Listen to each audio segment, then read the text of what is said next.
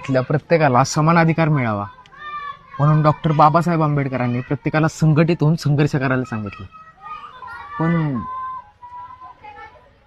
अजून इथला संघर्ष कसा नाही संपला?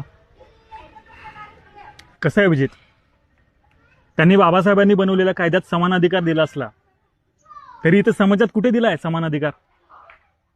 ज्यांनी या खालच्या जाती ठरवल्या ना त्यांच्या लेखी आजही त्या तिथंच आहेत. त्यामुळे संघर्ष काही थांबलेला नाही. समानतेच्या मुद्द्यावर तो आम्हाला आजही करावाच लागतो. इथले नेते म्हणतात जात वगैरे संपली, आम्ही त्यांच्या घरी जेवतो सुद्धा. हा जो त्यांच्या घरी हा शब्द आहे ना, यातच खरी जात आहे. आणि ती काय संपत नाही, मुळात संपवली जात नाही. पण सर, इथली कितीतरी पोरं आमच्यावर असतात, खायला, खेळायला, शिकायला.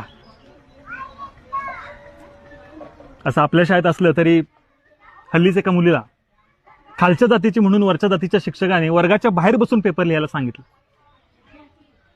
ज्या बाबासाहेबांनी आपल्याला शिकायचा अधिकार दिलाय त्या शाळेत तरी कुठे आहे त्यांच्या विचारांना थारा?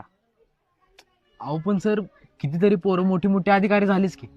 अहो बाकीच्यांचं राहू द्या, आता तुम्हीच बघा की सर, तुम्ही शिक्षक झालाच की. ही सगळी त्या माणसाची देणे बाबा. शिक्षण आणि संविधान नसतं ना, हा समाज आजही खितपत पडला असता.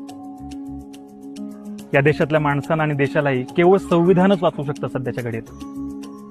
असो, तुम्ही हा भेदभाव करत नाही हे चांगलंय, आणि भविष्यात करणारही नाही हा विश्वास सुद्धा. ठेवू ना विश्वास?